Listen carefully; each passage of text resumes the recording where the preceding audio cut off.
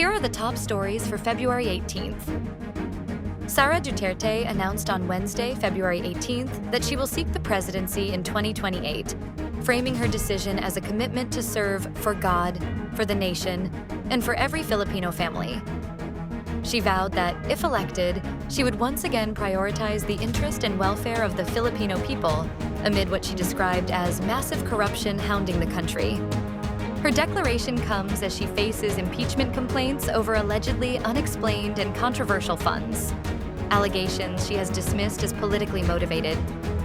Despite the challenges surrounding her, Duterte said her resolve to run for the highest office was driven by a desire to correct what she sees as deepening problems in governance. Duterte, who wielded significant influence across the Visayas and Mindanao during the previous elections, also issued a public apology for supporting the election of Bongbong Marcos. She claimed that the president had become unfaithful to his duty as early as the first years of his term.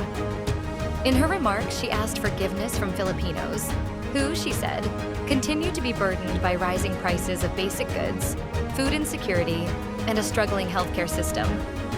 She lamented that many remain drowned in massive corruption and abused by institutions because of personal interests, expressing regret for any role she may have played in their continuing hardships.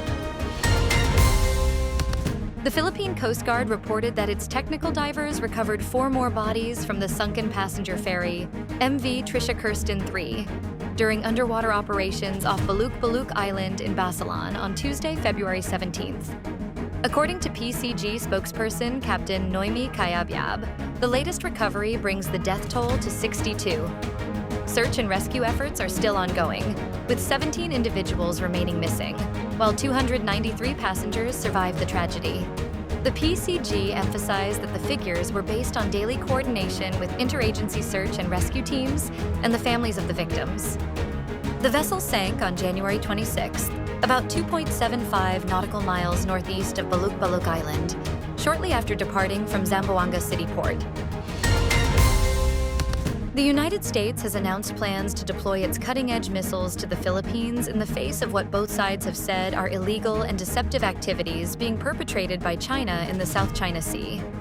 A joint statement released by Washington and Manila following their 4th bilateral strategic dialogue on Tuesday, February 17th, laid out their plans for the year 2026 that focused mainly on strengthening the alliance to re-establish deterrence in the Indo-Pacific.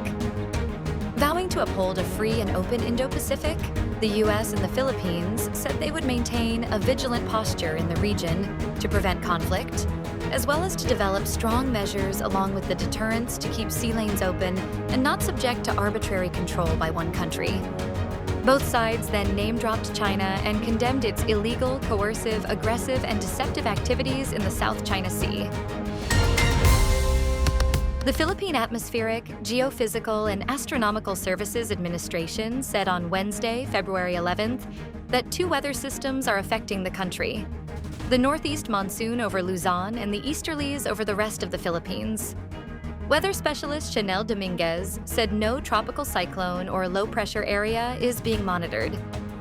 Over the next 24 hours, the Amihan is expected to bring cloudy skies with moderate to heavy rains over Cagayan, Isabela, Aurora, Quezon, and Camarines Norte. A Ukrainian delegation traveled to Geneva on Monday for another round of U.S. brokered talks with Russian officials ahead of the 4th anniversary of Russia's full-scale invasion. Little progress is expected at the 2-day meeting in Switzerland, as both sides remain firm on key issues, particularly the fate of Ukrainian territories occupied or claimed by Russia, despite a U.S. push for a June settlement.